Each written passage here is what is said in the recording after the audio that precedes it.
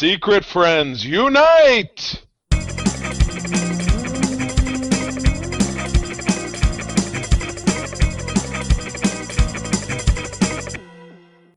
Welcome to the Secret Friends Unite podcast, episode 534. This is your guide to the geek side, and I'm one of your hosts, Todd Oxtra. We have survived the 4th of July. We're here, and I'm joined again with Charlie Carden, who survived the Yoopers. I came back. They didn't get me. Yeah, we did a week up in Michigan's Upper Peninsula, and if you're all familiar with Midwest Michigan in particular, it's another planet. Because we had gone, we did. We even went over to Canada, and I texted Mark, and I was like, I'm in Canada, because you go to Sault Ste. Marie, which is the northeastern portion, and you drive across the little bridge there, and you're in Canada. We had lunch, and it really seemed just the same. And went back, and it's funny, the further west you go, the more kind of savage. There's bears there attacking you, and a chupacabra, and I think I saw a minotaur at one point. There's just a lot of stuff going on in the western UP. Be aware. Lots of fudge, yes. pasties. Yes. Everything. Oh, that was one thing. April was like, I want a pasty. And every time we had a chance, I was like, you want a pasty? No, I'm good. So we never ended up having a pasty. But it just sounds like it's like a chicken pot pie or something, right? Isn't it, basically? How would you describe it? Basically, it's a hand pie in England. The UK, they have pies. Yeah. It's basically a turnover. It's like it's a Midwestern calzone. Oh, okay. Without the Italianness in it. Well, we will return. My favorite part of the trip was Mackinac Island. I kind of fell in love with it all over again. I hadn't been there in 20 years, and I just think it's kind of a magical place. It's also extremely haunted. It's extremely haunted because it was a Native American burial ground and fought over by the British. So many, many people died there. But anyway, we're back. I'm back. I'm excited to be back. We're talking about Superman this week. It's our no spoiler / spoiler cast. We're going to talk about this movie, which is kind of blowing the world up right now. Everybody's really digging on it. But before we do that, as always, we'd like to pay the homage to the wonderful people at our Secret Friends Unite Patreon squad over at patreon.com/Secret Friends Unite. You can pop in, grab some exclusive programming, early shows, ad-free shows, great Discord benefits, free for 7 days. Half off your first month, and really stay on board for as little as $2 a month. So we would love to have you. These folks know what's going on, like my buddy Derek, the figure dude, Francie, my wife's hairdresser, Mr. Xbox Expansion Pass and frequent guest, Mr. Luke Lohr, and my uncle, Tim Horan, down there in South Haven, Michigan. We appreciate you. Also, John Sedorf, Brendan Myers, Corey in HD, Matthew Keel, my good buddy, Kurt Crew. Got to see him yesterday. We flipped the bins in a comic shop over in Metro Detroit and got to hang out a little bit.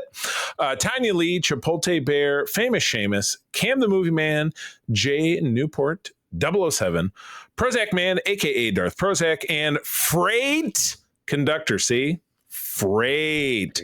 I got you. Very good. And of course, without whom there would be not, the awesome, nice family of the Twin Cities, Sean, Stella, and Henry. We appreciate you very much. Again, listening to the sound of my voice, want to see what all the fuss is about. Patreon.com/Secret Friends Unite. 7 days for free, and stay on board for as little as $2 a month. And oh my goodness.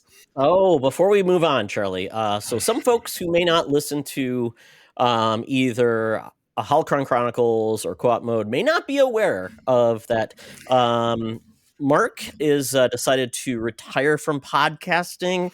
He's been podcasting with me for 6.5 years, a little less with Charlie on Holocron about Chronicles. 5, yeah, just about. Yeah, and so Mark has promised to come back on a Patreon party chat end of the month, so we'll do that, and he'll give a proper go away to all the Patreons and friends. And but if we're not ending, we're not finishing anything with our Patreon podcast. We're going to change some things up. Maybe nothing can kill us. Will be a little different, and Holocron will be a little different. But as of right now, it just means that it'll be back to Charlie and I as the primaries, and so we'll be probably updating our art and things like that. It's not like we're saying Mark never existed. It's just we want to make sure people are looking for Mark and he's not there. And like, where is he? Where's Mark? Like, where's Waldo? And as we had mentioned on the most recent episode of Holocron, that will become Peter and myself, which ironically, to settle the age-old debate, Peter and I have done Code 47, which is about Star Trek, for 5 years. And now we're doing a Star Wars show which proves that everybody loves both, and the compare contrast between the two is meaningless because we have equal love. So you will be there to enjoy that. But anyway, so All Things Superman, 80-page giant issue. This is number 334 Yes. of Supergirl. Okay, Action Comics presents Supergirl. So this is a So I'll tell you a little about this one, Charlie. Right. Okay. So, Okay. yes, as we said, so this is Action Comics, and this is actually a reprint, which is kind of weird. Okay. It actually is a reprint of Action Comics 252, which was Supergirl's origin story. Oh, there you go. So, Okay. and then there's many other stories with Supergirl, a lot of reprints of stories. So it's kind of basically kind of a look back. It's like that. It reminds me of it reminds me of those early annuals they did with Marvel, which was in the early 60s, like Amazing Spider-Man Annual #1. First story, which was the main feature, first appearance of the Sinister Six. So you put together 6 of Spider-Man's core villains. The title had been around for about a year or so. So basically they wrapped up all the biggest ones at that time. And then the back half of it was a pinup page. And here's a reprint of Amazing Fantasy 15. And so it was like, 40% new footage. The rest of it is repeats. I don't even know if they really had comic book shops back then. So if you missed an issue, I don't know where you were finding out like Spider-Man's previous adventure. I mean, very famously, comics it was like a magazine. So you'd be like, or a newspaper, and then you throw it away. Or kids would trade them and they would get trashed. Yeah. So, I mean, you would have to ask a historian like Chuck Rosansky, who runs Mile High Comics, who we've interviewed, for our Patreon, about when comic shops really became a thing. He started his bit in the 1970s. And I know your next question will be for me to guess when this is from. The 25-cent cover price, to me, suggests, and I'm going to go right back to that early 1960s time period when comics were 10 or 12 cents. So to scale it up, make it 25 cents, so basically an annual, I'm going to go with 1965. Ooh, very close, Charlie. 1966. Ooh. And I'll share a little trivia with you. The oldest comic book shop in the United States, Golden Age Collectibles in Seattle. Oh, wow. Founded in 1961. So same year as the FF came out. Yeah. Yeah, that's so crazy. It's kind of neat. And it's still active. Oh, it's my in God. Seattle. We should tap John on the shoulder and see, because he lives in the Pacific Northwest, not that he goes to Seattle all the time, but when he does, I'd love to photograph or something. That would be somebody, man, we could reach out to, and I would do an interview with a guy like that in a pinch. So the stories in this, most of them are out there, but basically you've got Supergirl from Krypton, you've got the Cave Girl of Steel, Supergirl's First Romance, Supergirl's Super Pet, Supergirl's Fortress of Solitude, the 3 superheroes, Superboy meets Supergirl, and Supergirl Super Steed of Steel, which I assume was Flappy. What was the horse's name? It just says Super Horse here. What's interesting is having this conversation with I was having this conversation with John because we were talking about pets. There was a deluxe box set action figure set maybe 20 years ago when nicer scale figures were really starting to be a thing. It was Silver Age Superman and Supergirl, so basically the way she appears here, with Streaky the cat and Crypto, and I'm like, oh God, I'd love to have that set. Aftermarket, over $100 to get that set. Okay. So that's not going to happen. The Steed was Firebrand. It just says horses Firebrand. I'm just gonna go with Super Horse. That sounds fine to me. I like Kicky. Yeah, Kicky. Glue just kicks everybody. I like Gluey. Gluey is always my favorite horse name. Just don't step out of line. And I feel so bad for Supergirl because she's had so many inconsistent origins. Yeah. And there's not really like one that is the overarching, what we would consider canon. Right. But, the Supergirl that's there now, they probably changed up. But I mean, she's a cool character. I'm glad she's finally getting her due. Right.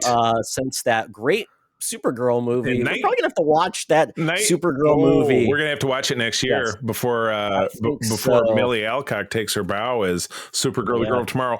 Well, the one thing that's missing from the center of this, and I think really that if we were to portray this as a photograph, I think just left of center of Streaky the Super Cat would be a couple of hands sticking in of our own famous crazy cat lady from even back then, our senior news correspondent, Madam Web, lover of cats and master of horses. Back in the day, she did a lot of comic work, but these days she is, of course, down at the corner of Hollywood and Vine, waiting with all of this week's latest news stories for us. So let's do it. Now it's time for Madam Web's rumors and news. Take it away, boys. Thank you, Madam Web. Madam Web, I know you were very disappointed back in the day when you dated both the creators of Superman, Jerry Schuster, Joe Siegel, and you were hoping to be the inspiration for Lois Lane, but you were actually the inspiration for Ma Kent. So sorry about that, but I guess they thought you were a good mother, or you just resembled an old woman living in Kansas. Right. Yes, even back in 1939. Was that? Yeah, Superman's really that old, isn't he? Well, speaking of stuff that I'm like, I'm excited about this because we did a watch of this show like last year. Now I'm starting to doubt it a little bit, but the Big Bang Theory is it's flowering. It's starting to reproduce. We're getting a show. And, anytime I know they're hoping for like a Frasier type situation, but they're spinning off Stewart, who ran the comic book shop, into his own program. Now, Todd, jog my memory. Where do you land with the Big Bang Theory? You were a fan, watched some, did you hate it and didn't watch any? Where are you at? I liked it at first, but then after a while, I felt like it just burned out. Like, these nerds keep getting women and, Raj has to drink. I mean, after a while, it's just like, okay, this is just turning into, it's like Happy Days when they stop caring that, they're no longer in the 50s. Like, so they just start dressing like the 70s. Right. I kind of felt like where the show went, everybody got married. So kind of lost its edge, I guess, in a lot of ways. I mean, it's, you could say the same about Friends, right? Because they're like, oh, we're all down on our luck and we don't have any money. And then they all make it big. And then, Chandler and Monica got married, and then they were going to have a kid, and blah, blah, blah. And then Rachel had a kid. So, yeah, I mean, it goes on. But when you have a show that goes on for, my God, how long was Big Bang on? 12 years, 14 years? It's a huge show. Yeah. His names. Because it was basically the next big hit from Two and a Half Men to this. Chuck the guy Lorre. that does the was show. It Chuck Lorre? It was him, guy? He makes so much money. Yeah. Yeah, it's kind of like he tells the same kind of dumb jokes, but it's kind of funny. But the interesting thing about this show, this is why I did this, because we've had two kind of run-of-the-mill spinoffs, but this one is just a little insane. Yeah. Okay, here's the synopsis of this show. According to the show's official synopsis, Stewart fails to save the universe will center on a comic book stoner, Stuart Bloom, who is tasked with restoring reality after he breaks a device built by Sheldon and Leonard, accidentally bringing about a multiverse Armageddon.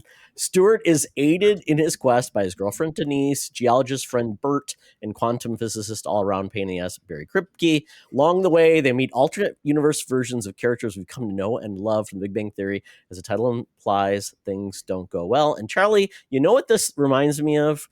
Remember those failed spin-offs that never launched in The Simpsons? Oh, this is like one of those. Like the Love-Matic Grandpa and what was it, Chief Wiggum in New Orleans? And what was the last one? Yes. Yeah.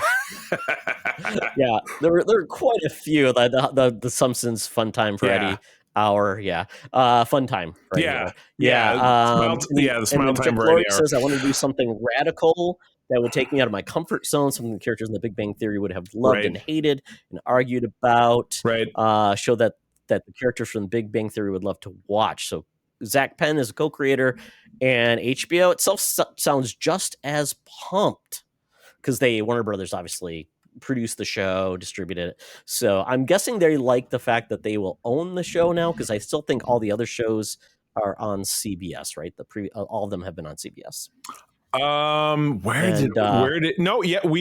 We watched Big Bang on Max. I'm pretty sure, though. Don't quote me on that, but I would imagine. But well, I think they own the rights to have them on like their service instead, because I don't think it's not on Paramount Plus. So right, exactly. Yeah. So is this just too crazy to work? or do you think it'll find an audience? Because I'm leaning towards too crazy to work, to be perfectly honest with you. I don't know. I don't know if this could catch. I don't know that people will make the connection. Look how people didn't make the connection with the John Wick spinoff this summer, which is done, and his box office is done without even hitting 60 million. Have John Wick in the title, so from the universe. I just don't know if they wanted to watch. Yeah, Yeah. I mean, I just don't know. I mean, this is the hard part. I still worry about a lot of movies with a female-led, Right. anything. It seems like there's a big pushback, which is just sad. I don't get it. Now, I don't get it. Charlize Theron was the lead of Jurassic Park, but it's Jurassic Park, right? It's not You mean Joni Dinosaur Hunter in Jurassic Park. I'm sure you mean Scarlett Johansson, but I think Charlize Theron would have done fine. Sorry, sure, yeah, that's what I meant. Yeah. Exactly. So so that being said, the lead of this is male. It's good that it's not just going to be like in his continuation of the show, and he's running a comic shop and blah, blah, blah, blah, blah. So it's good. I mean, that could work. I mean, that seemed like it would fit, right? It's at least good that they're having a swing. So anyway, if this is going into production soon, likely that we'll see it next year. It does make mention that this will be very effects driven. So it just makes me wonder. But I mean, if they say they're bringing back sitcom, and it says they're bringing back the other characters. And hey, we know that the short blonde girl who did Night Court, we know she's free because that show got canceled. And I don't know what I don't know if they'll get. Howard isn't doing anything. We haven't seen Johnny Galecki in a while. Yeah, I don't know if they'll get Kaylee Cucaracha back. I'm never going to get her name right. The only one that's actually really had a solid career. Well, I think Jim Parsons has been in some movies and stuff, but he's not as a lead. He's doing more like indie stuff. I mean, it seems like, yeah. So I will, without a doubt, I will tune in, but I wouldn't say that it's something that I'm like, oh, I'm very excited about this. I think the Big Bang will get their big blowout in like 15, 20 years when the parents are older and they have kids that are in high school or something. I know, but I mean, kids are all jocks. But again, the kids are all jocks. But again, yeah, you roll your eyes and I get it, but I think if this is terrible, it's something that will actually resonate with people and they'll like it. You know what I mean? Like mom and dad can't relate to their kid because you're right. Like all their kids are preppy and popular and they're jocks, but the parents are still all nerds. And I'm just saying, it's possible. Maybe, I don't know. Lately, we've been getting a lot of like Frasier, last a couple seasons, right. Night Court. Even like that 90s show or it was called. Yep. Yeah. Just trying to heritage or legacy or heritage spin-offs or spin forwards, continuations. Speaking of continuations, and I read this headline, but I didn't read this whole deal. The famous, I will say Marvel time slide, but everybody has to do it. Marvel comics have been published continuously for 60 years. Fantastic Four #1, 1961. DC goes back even further than that, but they can't have Peter Parker be 80 years old and being Spider-Man. So they have to kind of adjust things and kind of, lean on your suspension of disbelief. And so this is launching into Captain America. Now, Cap it's kind of a funny one because we know that he fought in World War II, and we know that was in the early 1940s. And then in the original comics, the Avengers, he was thawed out in 1964. You know what I mean? So you're like, okay, he was on ice for 20 years. Well, it kept getting longer. Then we got time to go to Nam, Cap. Korea, Nam. Now you're in the Persian Gulf. But, by the time we got to Captain America, First Avenger, the MCU film, which we watched just over the 4th, it had been 70 years that he had been on ice. So what's going on? So now they're trying to work this in the 21st century. So what's going on with this? So this is basically, they said, typically they try to get it so the prior characters are all about 10 to 15 years in scope. Right. So with that, basically, they're saying that Cap was actually still frozen during 9/11. Okay. So there was a young man named David Colton who was weak but he wanted to enlist in the army, after 9/11. So basically, similar here. He basically attracted the attention of the superiors who administer the same super soldier serum that transformed Steve in the Sentinel of Liberty. And the only difference, instead of fighting Nazis, the Cap is plunging headlong into the wars in Iraq and Afghanistan. Wow. Two really popular wars. Super popular. And hey, we're going back to Iraq. Yippee! But and Todd, you were over in Saudi, weren't you, back in those days when you were in the Air Force? It was during that time period. Yeah, 6 months. Yeah, and then I stayed through Operation Iraqi Freedom, and obviously it was a huge success. That's why we spent another 20 years over there, and like I said, we're probably headed back. But yeah, it sounds like the other half of this issue, I'll tell them that story, kind of tease it up to Steve being discovered by the Avengers and then again being thawed out.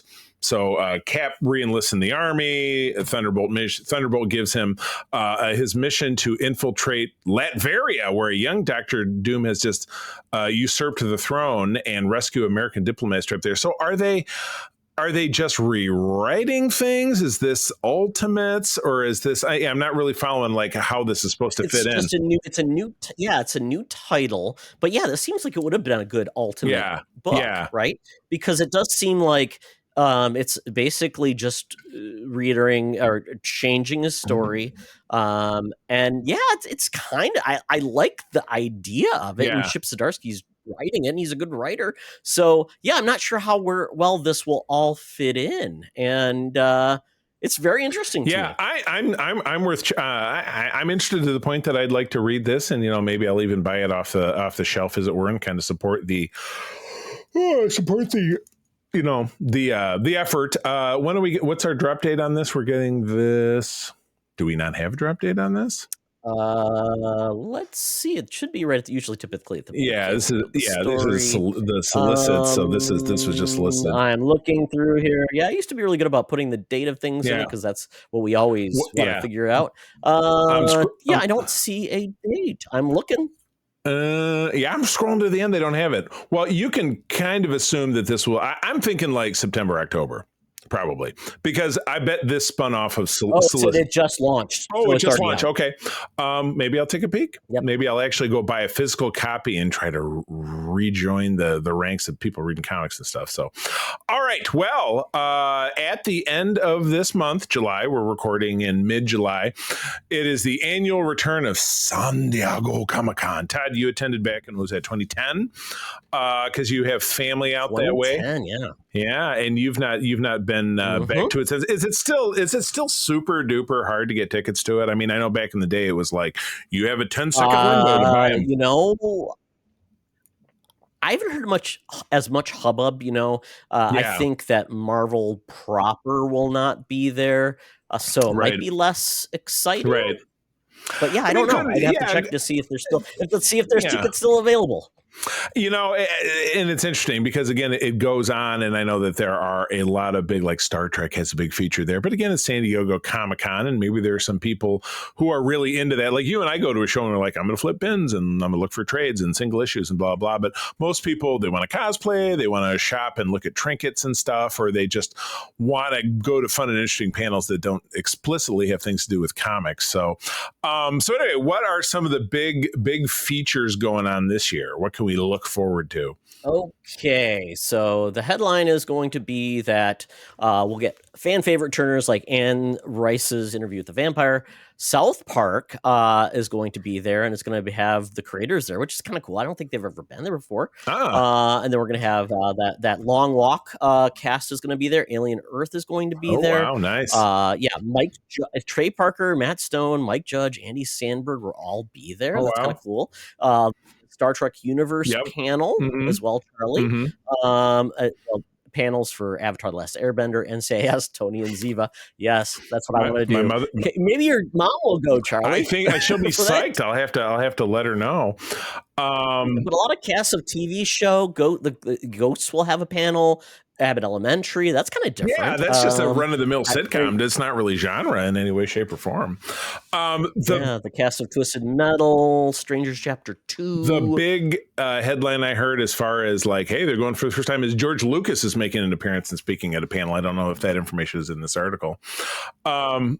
Charlie, there's an Outlander panel. I saw that. Well, hopefully it'll be something. Yeah, they have a new spin-off starting next month. Blood. Yes, the Blood. Phineas and Ferb. Oh, Daryl. Because they all date each other's sisters, right? Back in the day, cousins were legal. Oh, God. Phineas and Ferb, which I know is a show April loves. Daryl Dixon in Paris, The Walking Dead coming back. Alien Earth, which we're getting. Are we getting that next month? Or is it this month? Yeah. Oh, yeah. It's coming out in August. Okay. It's coming out in August. Yeah, I'm very excited. Solar Opposites. That sounds familiar. Lilo and Stitch, the bane of my summer bracket. That Todd has is number one, but we didn't know. We kind of underestimated it, so it's blown it away. Oh, Tia Carrera's going to be there, Charlie. You remember my Tia Carrera story, don't you? When we were at Wizard World in Chicago, probably in 2011, and I was wearing that shirt that said, Kirk versus Picard, and they had this list. And I was walking by her table. She flagged me down and said, "I love your shirt," and talked to me for a minute, and then handed me an unsigned photograph of herself, and that was our interaction. It was so bizarre. Well, I didn't ask. That's so weird. I know. Well, it's like weird. It's like, here's a picture of me. Now go away. Like, yeah, it was really bizarre. But she enjoyed my shirt, and had to pluck me out of the crowd. It was bizarre. King of the Hill's going to have a panel. That's kind of cool. That coming back. Right? Coming back. Your Bob's Burgers there on day 3, along with the Star Treks and Futurama. Oh, I'd love to go to their cast. I'd love to go to their panel. Yeah. The cast is so funny. Yeah, Simpsons, the American Dad. Oh, that'd be a day for you. Family Guy. So all the Fox stuff. Wow, that's a lot of talent showing up for like some shows that you think like really they're coming out. They're kind of out of pocket. Oh, here you go. So it's closing out on Sunday with George Lucas talking about the Lucas Museum of Narrative Art. So he's there pushing something. Why wouldn't he be? Pushing. Oh, and they're going to have cast members, including Starfleet Academy. Will be there, I love it. Yeah, that's pretty cool. They wrapped the first season of that show. It's in post production, and I think getting started on the second season. Did you see Paradise? Did you watch Paradise? God, it was so good. Okay. I absolutely loved it. They're going to have a panel there for that, and season 2's coming out. Awesome. So that sounds great. Now, again, I think, the real rub is, and it was always this way with Star Wars as well, as how do we mere mortals access these panels? Are they, with the Star Wars, there was frequently a live stream. They would obviously cut out the trailers. They'd be like, well, we're not showing this one. I'm trying to remember, does San Diego Comic-Con do something somewhat similar as far as, do they make some of the content available, or are you just reading headlines and stuff? You're reading blogs or whatever on different websites that you follow? I don't recall. How about you? Do you remember what they tend to do, or is it vary? I think it will vary again. Yeah, they probably will not show like trailers or things that they saw, but they typically have like the chatty parts maybe online. And Charlie, tickets went on sale for 2025 in September 2024. So a year ago they went on sale, and it's all sold out. Oh, okay. I mean, but not an indication of it. Like it went on sale on September 3rd at 2 a.m. and it was sold out on September 3rd at 2:07 a.m. I mean, that's not, if I was a local, I mean, there was funny. That was an ongoing talk about Big Bang Theory. There was always an ongoing thing about like, we go every year because they'd lived in Southern California and blah, blah, blah. But, for us Midwesterners, if I could, especially with the proliferation of being able to watch content online and stuff and shopping, and different experiences and stuff, and see these people in person. There are so many little cons out there. If you want to go to one of the creation cons that's Supernatural with Vampire Diaries, or of course the Star Trek ones, there are more opportunities to see more specialized stuff. So doesn't mean it's not exciting. I will say though, it's a top tier though, because it is not like, it is just an experience because they do so many cool experiences. So I mean, I can only judge it from what I remember, and it was pretty amazing. And there was so many corporations there, so many, like Marvel had panels. Right. I mean, these are just like the celebrity panels. This is nothing about like Marvel will have a panel in regards to comics, DC have panels. Right. So great place to also find a lot of artists that you love. Right. If anybody's going, let us know. And we would like, and I know that like New York Comic Con, I know Kurt always goes every year, and he's gotten me specialty stuff. There's always specialty merch, like the Marvel people will do specialty merch. So Kurt has picked up stuff for me. He got me last year he got me the little Star Trek pin chevron that says I voted. He picked it up for me because I was a member of something or other. But so that is I've still got my Mossman deodorant. Oh, Charlie. very They good. handed out a little Mossman I deodorant. love it. Still got It's high-tech mossy. Well, continuing to talk about legacy sequels, ABC going back to the well, bringing us a reboot of Scrubs, though, but having the original cast to me doesn't really make it a reboot. It just kind of makes it a continuation, right? So yeah, I would think they got Zach Braff, Donald Faison, and Sarah Chalk coming back as JD Turk and Elliot, alongside series creator Bill Lawrence. Do we get the best members of the cast? Do we get the janitor? Do we get Dr. Cox? And do we get Dr. Cox's wife? That's what I want to know. But huge fan. I feel like we've seen it all, but I know we've drilled down and I think we watched a season or two within the last couple of years. Definitely the kind of show that even though it's from the early 2000s, some of the humor, like some of the really homophobic humor, has not aged well, but a lot of it is still pretty universal and fun. So, yeah. So what's going on with this? What are they doing that's different? Is this like Stewart Saves the Universe, or is this going to be a little more different? Do you remember how Scrubs ended? I don't know if I saw it. Well, essentially, they got an extra season because it was weird. It was like on NBC, and then it went to ABC. Because it was not going to be renewed there, so it's an ABC produced show.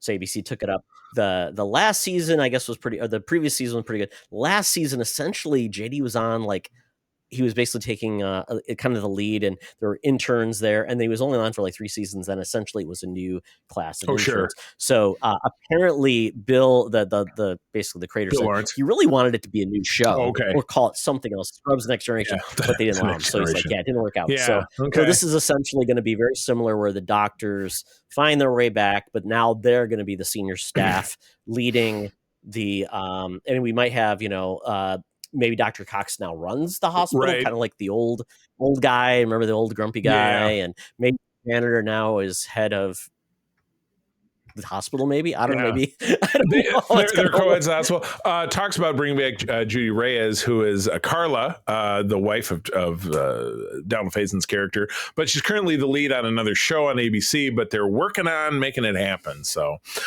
you're right. The original Scrubs aired for 9 seasons, 7 on NBC and 2 on ABC, and was a cult hit for its emotional depth, which they really had some really great episodes, like the one with Brendan Fraser, and how he was the brother-in-law to Dr. Cox, who died, but Dr. Cox kept having conversations with him because he couldn't let him go in his mind. And don't forget the musical, Charlie, where everything comes down to poop.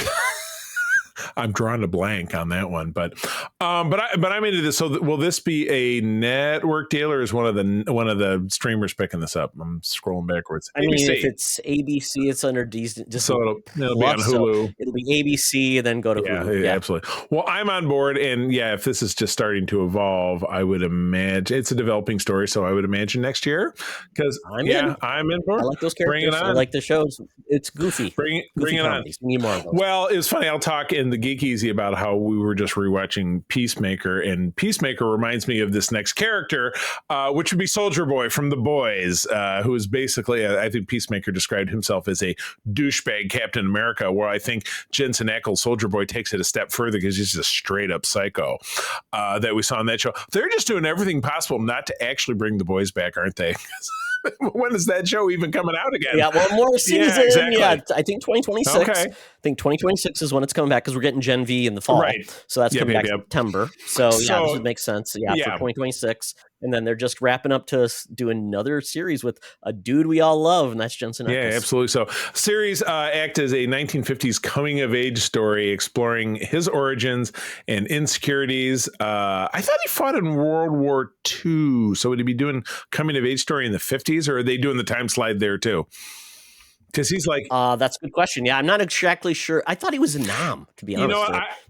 Maybe he was. You know what I remember is that he was active in like the 80s. It was like, do you remember the Iran-Contra scandal episode? Yeah. And that was where the guy who played Noir got crippled, and that's why he couldn't speak anymore, because he got blown up. Yeah. Yeah. Okay. Mm-hmm. So 1950s. But when I think Soldier, I guess my brain was thinking of Captain America. But it does say that Eric Kripke is the creator of The Boys, is set to wrap up with season 5 in 2026.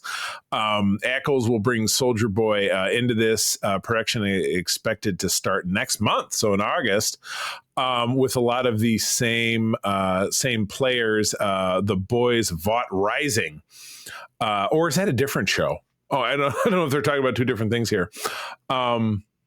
And this was, oh my gosh, he's looking forward to it during, he's going to be in Michigan for the Road So Far, the Road Ahead Creation Novi, Michigan. That's probably for the Supernatural. Because they go around and do those. So, and he's got his one show that's on now it's called, I can't remember what's on it's CBS show. Okay. Too. So he's got his own ongoing show. But yeah, I mean, this is kind of cool. We're basically getting a throwback to the early days of Vought. We're probably going to see a lot of unique superheroes from back in the day because he was the first one. Right. And yeah, Vought Rising. I mean, and it's going to be kind of, and it'll be interesting if they treat this more like are they going to do like a pseudo documentary type of style? Like, is this going to be like where they're going to be doing recreations or found footage, or is it really just going to be a show? And yeah, I think this is a cool idea. Yeah. I like the character, and agreed. The Boys universe is very rich, and it's not like a prequel. It's like, we're going to see Butcher as a kid. I don't want to see that. Soldier Boy is the perfect character where it's so far beyond what we got. So, and he's a dirtbag, so he's going to get in some trouble. He's going to get in some dirt, some real dirtbaggery. All right, well, that takes us out of the news. I have to. Oh boy, Todd and I are going to have a race. I'll challenge you to a race around the world to get to the Geek Easy, because you're somewhere where you have a weird background. I'm here in my studio as always, but I have my Uber ordered up. It has arrived. I'm jumping in the backseat of this Cadillac Escalade, smells like weed, and the AM radio is playing, and I hear this very familiar advertisement. Talk nerdy to me. Talk nerdy to me. We're sitting in the Geek Easy, cover band's playing, drinks are poured, and we are ready to get our nerd on. And this week, I decided to watch a new animated film from DC. It's on HBO Max, which is now actually branded as HBO Max now. If you've checked out the app, which is because when I look at my remote, when I bought it, it said HBO Max, and then it wasn't, and now it is again. It's great. Back again. It's great. Back again. I love it. Yeah. It's kind of dumb because if you go back to those earliest Netflix or the Roku remotes, some of those services probably not going to exist anymore. So it's probably not a good idea to do that. But they pay big money for that. So there we go. But back in, I think it was 2022, Batman Ninja came out, which was just a fun movie that was basically an anime style take on Batman. Was basically tracking down the Joker, which then was using this device to do something really weird, caused basically a time disruption. And then Batman ended up in feudal Japan. And it was like, then they had versions of the Joker. He was like a samurai. Then you had a Catwoman. And it was just very fun. I really love the show. Did the Batman who went back, was he like regular Batman, but he ended up in feudal Japan, and then just by coincidence they had a Joker and a Penguin and a Catwoman or whatever? A lot of the people were essentially, it's almost like alternate versions of themselves. Oh, okay. So not every one of them knew who they were, whereas Batman knows exactly who he was because he was there when it happened. Okay. So essentially, it's like a bubble around, brought in people, and then only the Joker and Batman and Robin really know what's going on. So, but obviously, this ended up coming up as a suggestion with the stuff that I'm going to talk about, because I spent a lot of time on Max in the last couple of days, and it was like, I was trying, when you wrote it, I'm like, is that a comic or something? And then I saw that it was a thing, that it was a video there on HBO Max. So it was any good? Was it, how was it, like 90 minutes? Was it like a movie? Well, so that the first one was great. It was out, really enjoyed it. And this is now like an actual just sequel. This is essentially like a day after Batman comes back and Robin, they come back. Oh, and things are still screwed up. Like, Japan is now missing, and they look up in the sky, and Japan is now like actually floating in the How air. did they do that?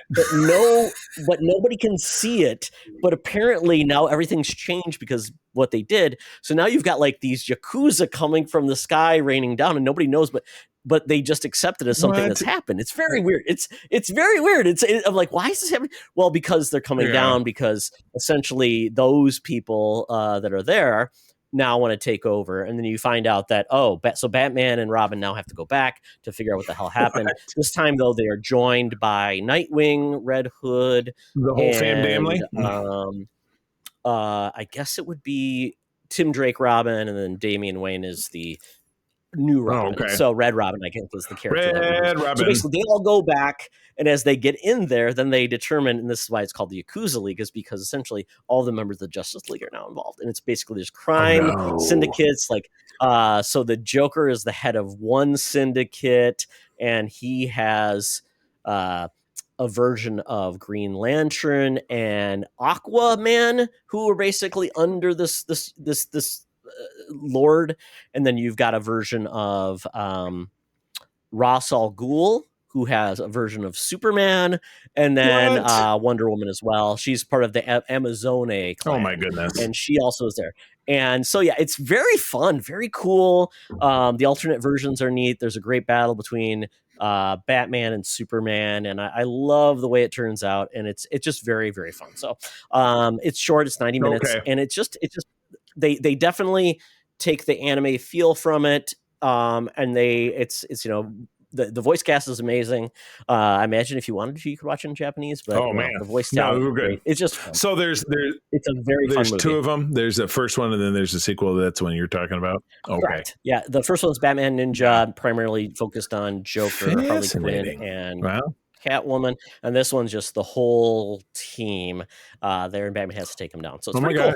I enjoyed it. Well, you can call this just a rolling promotion for HBO Max, because I saw two things on HBO Max. And again, we just got home on Friday from our voyage to the Great White Far Away. But we had started watching Peacemaker, the first season, because the new season's coming out in about a month. And I had not revisited this since obviously it was on, it came out in 2022. How friggin' delightful. What a fun, super fun show. Absolutely packed with a lot of graphic violence, terrible language, sporadic nudity here and there. But it was a blast. And I was reminded, and I did, every time the credits came out, I did the dance right along with. They'll do the crab walk, all this different stuff. But then we kind of Tarantino'd it. We went backwards and watched 2021's The Suicide Squad. Yeah. Which it was interesting. And it's kind of I was watching yet another analysis video today that was saying Peacemaker is being integrated into what is now known as DC Studios, as opposed to the DCE, or whatever the hell you wanted to call the huge mess that existed before it. Where at the end of Peacemaker, they're walking away after the big climactic battle, and you've got the Flash standing there and Aquaman standing there, and Peacemaker interacts with them, and they have some lines, but also so is Wonder Woman and Superman, but they're in shade and they have no lines. And then what's funny is that the Flash is no longer anybody they're going to work with, and our boy Aquaman has been recast as Lobo. So you're just kind of leaving it up to explaining how Peacemaker is now, and you've seen in the trailer for season 2 that he's talking to Maxwell Lord right alongside Green Lantern and Hawkgirl, who are characters in the film that we're going to talk about in a minute here. So, but yeah, the Suicide Squad there was a movie in 2016 called Suicide Squad, not the Suicide Squad. That's the difference. Correct. Yeah. Which is just like the fact that they are actually able to do this and turn people's actually admit I like this movie, versus that's so hard to do when you got a movie that's so bad, and then you're bringing it's not really a sequel, it's different. It is. Kudos to them. They maintain the same concept. They obviously had Amanda Waller has been doing the big bad, being in charge of a team of criminals sent on a suicide mission. They brought back Jai Courtney as Captain Boomerang, who dies immediately. But your main transitional character was a very delightful performance of Harley Quinn again by Margot Robbie. And I was telling April, we almost finished watching it before I came down here. We had 20 minutes left. And I said, besides Barbie, which we just rewatched recently and I hadn't seen it, in which she was amazing, this was the thing that she was in that I liked the most that she's ever done. But yeah, that Peacemaker appeared in this, and he appeared to have died. Sorry about the spoiler, but then he obviously survived, and then that's where the Peacemaker show kicks off. So I'd recommend watch them in order instead of in reverse. So I would say if you haven't seen Suicide Squad and you want want to get on board with Peacemaker for the show coming out, I would say watch these two. Peacemaker is 8 episodes of 42 minutes each or 50 minutes, whatever it is, and the Suicide Squad is it's a 2.5 hour movie. Both definitely fun. Both James Gunn's fingerprints are all over it. James Gunn wrote and directed the Suicide Squad, so it's 100% him. All of the same touches, all of the same people, all the same cameos. He directed Peacemaker as well. All of the episodes. Okay, yeah. He is not going to be, I believe, directing. They handed it over Peacemaker, but he's going to be executive producing. Yeah, it, so, or maybe writing it. I think maybe, but just not. I didn't know that he was all in on Peacemaker the show, but I knew that it was characters that he crafted. But that was his first big project that he. I think that before even Suicide Squad, he was given. When he was basically let go. Oh yeah, he got the boot from Disney before they begged him back to make what some people might consider the only good Marvel post Endgame film, which was Guardians 3. They had to bring him back. It's a tough argument, but he delivered. Yeah. Have you watched Creature Commandos? No, I started and didn't finish it, but I get the whole Rick Flag thing, the dad, and I got that part of it. And that one's written by Gunn, and he didn't direct it, but he wrote the whole thing too. I think I watched an episode or two, and then much like everything within our ADHD streaming world, I'm like, oh, a blue car, and I was watching something else. I mean, you know how it is. But yeah, if you've not seen them and you want to get into Peacemaker, it's a very fun show. Definitely for adults. Keep the kids away. Has nothing to do with that. Even though I looked into Peacemaker, he's a character from back in the 50s, and he was radically different pre-crisis. He was a pacifist who cared about peace and all. Yeah, it's just nothing at all. But he will kill anyone that gets in the way of peace. Exactly. But this reinforces just how much I enjoy John Cena. I don't do wrestling shit. It doesn't appeal to me in any way, shape, or form. But I absolutely love him. Absolutely will watch about anything he shows up in. Even the terrible stuff like the Fast and the Furious movie that we watched, that he was Dom's brother for some reason, even though they don't look anything alike. He makes things enjoyable. He does. He's very good. So, and the second thing, I just picked this up because it came out last week, but I snagged it on my Kindle as I always do. Though, please visit your local comic shop. This is a single issue. Don't do as I do. Don't do as I do. Do as I say. Don't do as I do. And my own local comic shop guys will give me shit for it sometimes, but I still spend money with them, and you know what? That's where it's at. Because I don't need to be defined by how I choose to consume things, but I still like to spend money on things that are tangible, not intangible. But I snagged there's a Prelude one shot to the Fantastic Four First Steps film, which we're going to get in a couple of weeks here. It's a one shot that retells their origin very briefly, which people are very familiar with, and I'm getting the feeling that the timeline of the movie is going to be set 3 or 4 years after they get their power, so they're established. Well, this is them coming right out the gate and basically recapturing the plot line of the very first issue back in 1961 of the proper comic. Mole Man appears, the big green monster appears. Mole Man is very obviously, what his name, Paul David Hauser? Like the guy that is going to be, even though they haven't come right out and shown him in any of the trailers, it's right on out there. So, but this was fun. It's also interspersed with these. So are they not? I guess we'll see. Are they going to include any of this into the movie? But I would think probably found footage, because remember the big scene we have them coming out in a stage that looks like the stage the Beatles were on at the Ed Sullivan. Mm-hmm. And it's probably going to be here's our recap of the last few years, and it will probably have some of this stuff. So yeah, that wouldn't surprise me at all. But the thing that's really fun about this, and it's your standard, 32, 35, 40 pages, something like that. It's interspersed with little fake ads like join the Johnny Storm fan club. And, here's an interview with Reed Richards, and, here's Sue Storm about the Future Foundation, which is, her big smoke camels. Yeah, exactly. Yeah. Smoke camels. Your doctor smokes camels after he does surgery. So it's fun. And if you're as fired up for this movie as I do, I would recommend going to pick it up. Swing down to your local comic shop. Don't get it digitally. Don't do it. It's banned. Yes. Don't be a Charlie. Don't be a Charlie. But anyway, that takes us up out of the Geek Easy. So the main event has arrived. We've got to get ourselves down to the land down under. I've got my Air Qantas app out. Tickets for 2 in steerage on the plane to get us down to the land down under, where Hologram Tina and the mutants await for us to discuss the event we've all been waiting for, that one of the corners of the July 2025 movie Bermuda Triangle, that is Superman 2025. Let's do it. Welcome to another edition of Thunderdome! Thank you, Tina. The mutants have been gathered for a topic or a game to be entertained. And this week we are talking about Superman.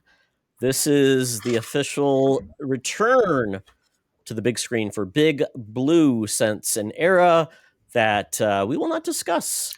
But some people did enjoy that era. It's been discussed, though we did. It was funny because, obviously if you regular listen to the show, for about 5 episodes, we were covering various Superman movies starting from 1978, which we were debating off roll here about how do you refer to this movie versus that movie? Because when you say, oh, Superman, for almost 50 years, people think of the film from 1978, just like people think when you say Batman 89, even though that's not what it was called. But well, there was a Batman 66, right? Did it say Batman 1966? It was called Batman, and then that was preceded by a theatrical release that was called either Batman the movie or just Batman. So, but anyway, people tend to kind of know what you're talking about. Well, they lopped off the movie for the first one in 78. Yeah. So, So this is we're not talking about Superman again. We already did that. So this is the new take, the first directed film for James Gunn in the Gods and Monsters franchise. Yes. Just let everyone know we will be giving our top line spoiler-free review and score, and then we'll get into the spoilers on the back half. So the plot points, all those things you'll get on that end because we don't want to give anything away. So with that, the log line summary is Superman must reconcile his alien Kryptonian heritage with his human upbringing as reporter Clark Kent. As the embodiment of truth, justice, and the human way, he must soon find himself in a world that views these as old-fashioned, which is absolutely true. Yep. James Gunn directed this. Writers, Jerry Siegel, obviously creator. And then we've got music by John Murphy and David Fleming. We've got a release date of July 2025, 130 minutes, and a budget of $225 million. And if I'm not mistaken, and James Gunn also wrote this. Jerry Siegel did not come back from that to actually write this. He didn't ghostwrite it, if you didn't see my air quotes. Box office wise, just off the top of my head, we're at about 120 million, I think, domestic, and about that much overseas. So we're past budget. I think they've made their raw budget they've made, but things continue to move forward. It's going to be tough for a character as American identified as Superman overseas these days when we're sending out new tariffs every day. We are not making friends. So hopefully people realize Superman is the best of us and does not represent a guy who just put his face on a Superman poster. Oh, my God. Yeah. Oh, yeah. And a large lawsuit lobbied against. But anyway, who's in the movie? Let's run it down.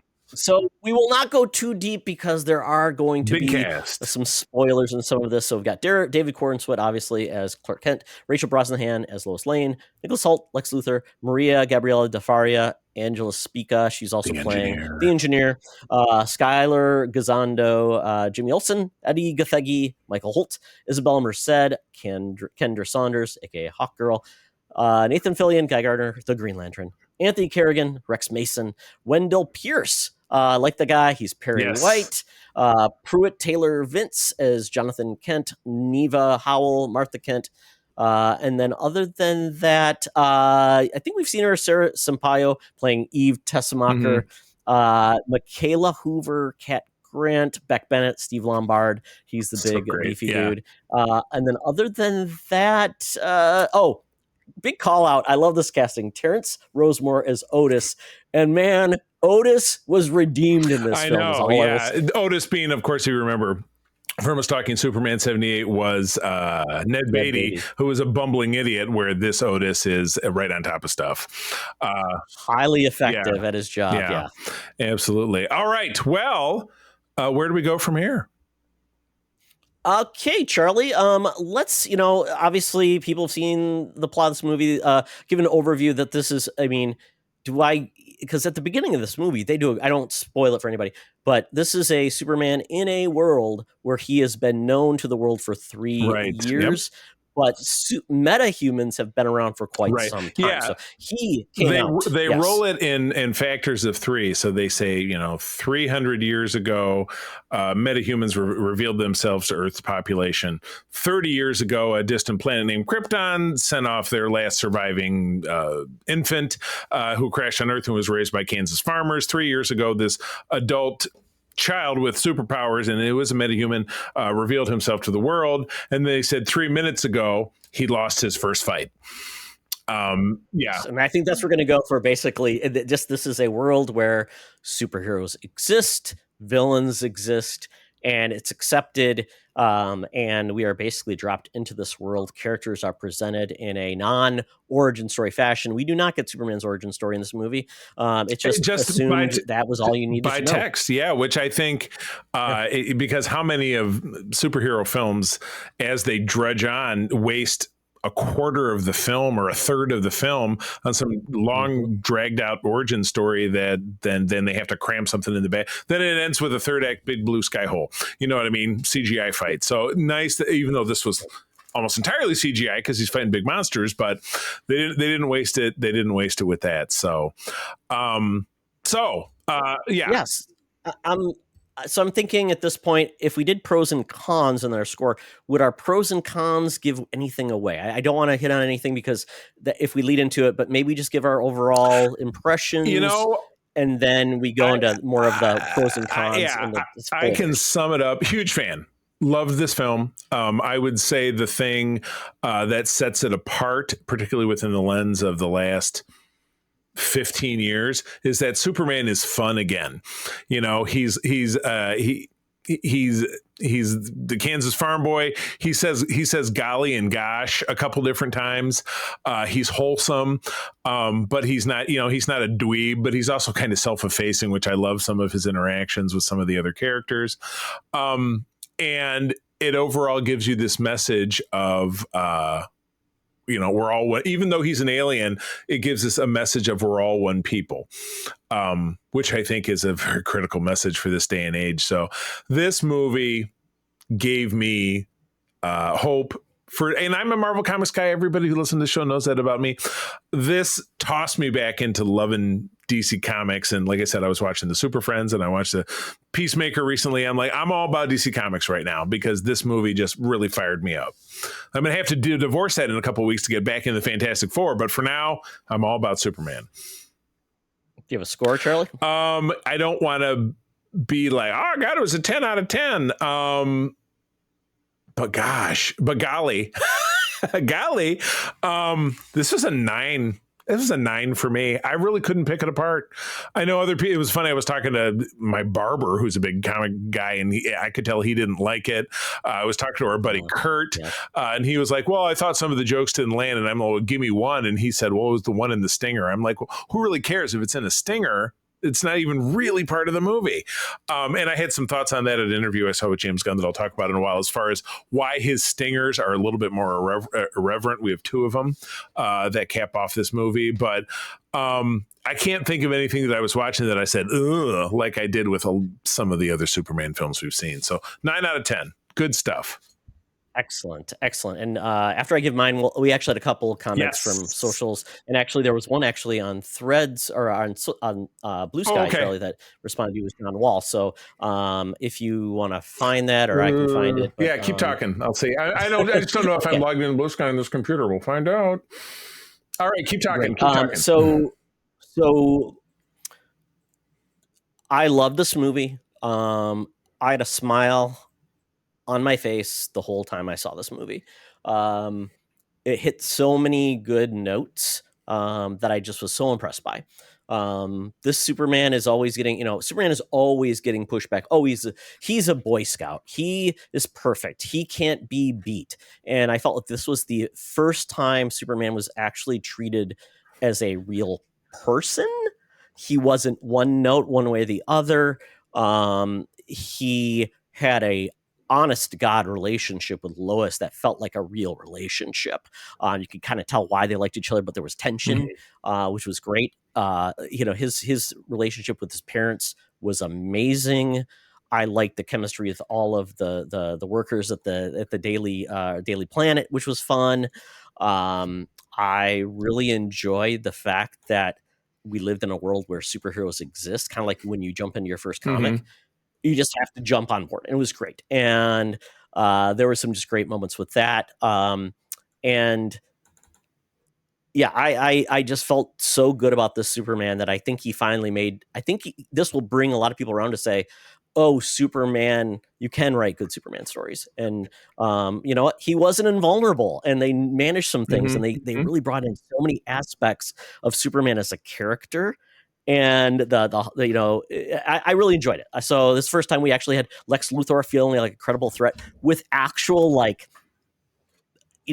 soldiers behind him that could do some real damage, which I really liked, because Lex Luthor often teams up with powered people because he does need a little bit of a bodyguard going on. So, and the humor was balanced very well, which was really good. I know some people complain about James Gunn and stuff is a little too humorous at times, but I thought it was done at the right aspect. So I think it was that perfect blend that Marvel, I think, used to do a lot better. Right. They used to have and I know you use the expression, the kind of the yucks per minute.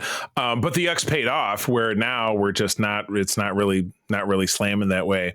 But yeah, this tended to represent everything that has been lost in the last few years, unfortunately, with even Guardians 3, even though Gunn driving the bus really didn't have the same spark that Guardians 2 did, which or Guardians 1, which were both.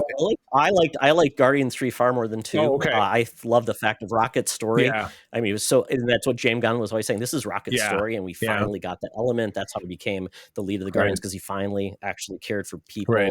And so, but this, I mean, if I would say the one thing I think was probably disappointment. I think this a lot of people talk about, a lot of the heroes didn't get as much screen time, but I was okay with that because I didn't want it to detract from Superman, but we wanted to have a relationship. They still got more screen time than the rest of the Justice League did in BVS. Oh, here's a clip of setting up this. Here's a clip of setting up that. It wasn't this long, drawn out, huge setup. But yeah, the other two characters, so we're talking about Green Lantern and Hawkgirl, also have an absolutely terrific headquarters, which made me squeal when I saw it. We'll talk about that in a minute. Oh, yes. Oh, my God. And Mr. Terrific was great. Right. I really love that character. Yeah. I mean, a character probably most people don't know him. He looks kind of silly, but that character is a great. Right. I mean, his heritage is from Justice Society, and I love what they brought in with him. So so I'm really.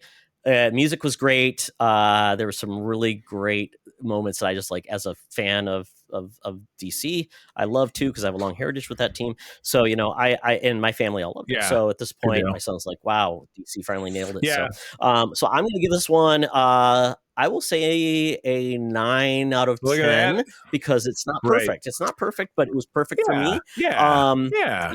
And this is now my favorite Superman film. Gotcha. All right. Are we going to read these comments? Well, I don't even really think they're very spoilery. Yeah. Let's do it. Yep. So we have over on our SFU Discord. And again, if you don't belong to our SFU Discord, please find it. And if you don't find it, send us a bit on socials and we'll get you added. But this was Gimpy J, longtime critic. Oh, don't know. You're not going to be able to read this. Oh. Save it for post. Oh, that's why I asked you. See, yeah. No. I mean, save that one for post. But if you have others, you can have. Well, maybe there are too many spoilers. We'll see. We're going to come back. That's what I was trying to tell you. Look at that. Yeah, we'll come back to it. I didn't realize there were this spoilers. Yeah, exactly. Well, I tell you, we could read one that I don't. No, no, we'll come back. All right. Well, let's. Are we ready to transition then? Yes, absolutely. So let's now get into spoiler. We're giving you a warning. So go see the movie, come back. If you're not going to see the movie, you can continue on in 1, 2, 3, 4. Let's go. Do it. All right. So, yeah, I do. It's interesting. I can't recall a time that I've seen a trailer that represented the exact beginning of the movie. And this one did, with the exception of the title card, which I kind of described earlier, that they did it in threes. And it was made reference to the fact of David Cornswett's love of Star Wars. He maybe had some input, we had a conversation. Like, I would love an opening crawl for this movie, and they did, and they did a really nice job of it. And they also did a nice work of something that's more prevalent in movies today by not having credits that are 5 to 10 minutes long. They just simply had these Superman boom in the S, kind of evocative of the original film. But they got right into it. Yeah, Superman crashes in the Arctic. He's all busted up. He whistles for Krypto, which is the chaos dog, who comes across the ice and he's jumping all over and kicking the shit out of him, and then drags him back home. And it's everything that you saw in the more recent longer trailer clips where his little robot friends help him, and they put him in his little chair, and they use the big thing that fries the ants, the big magnifying glass, to zap him with the sun.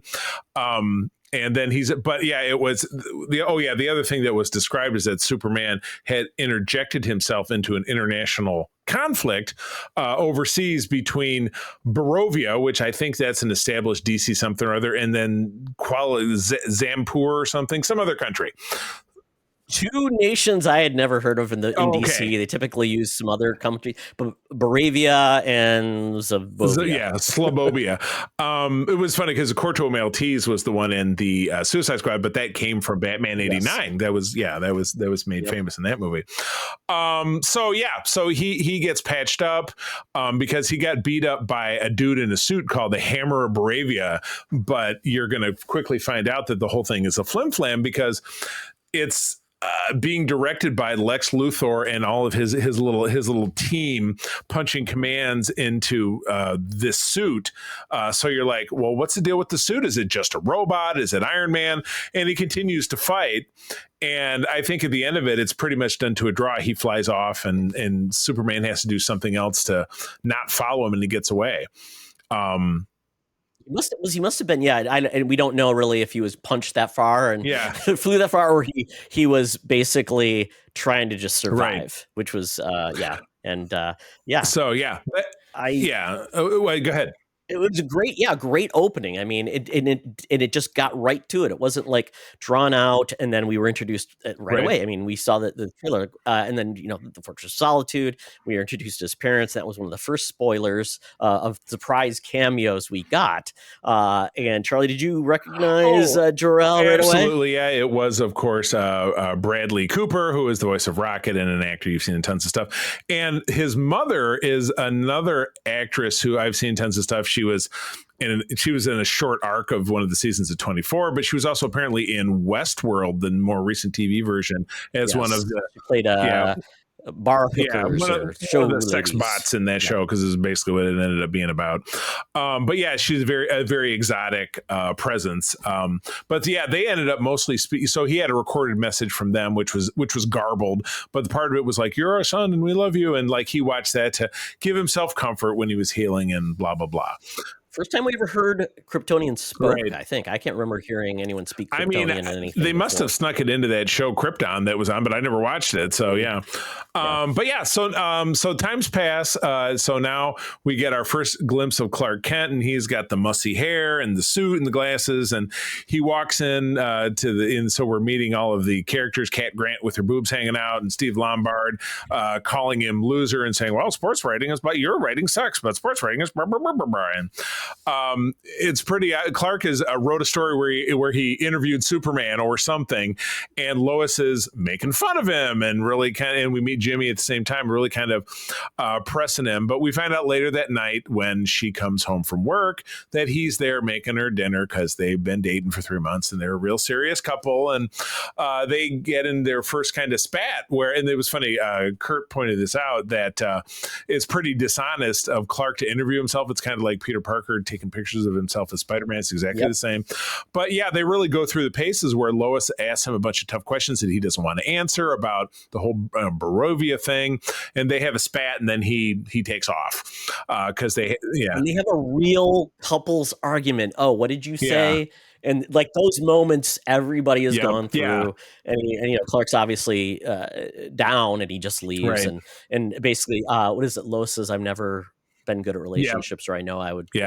So basically, this is the first time we've really got a a Superman film. Well, I guess where you just jump in and they're already a Right. couple, except for the most recent TV series, right? Because that is set up as their family. their family. But yeah, this is the first where they seem like a real and she's not just so swooning all over him like, oh, Superman, blah blah blah. She's treating him like another person, like they're equals in this relationship. So that was a nice twist. Plus, Rachel Brosnahan is one of my top celebrity crushes. So I loved seeing her in anything.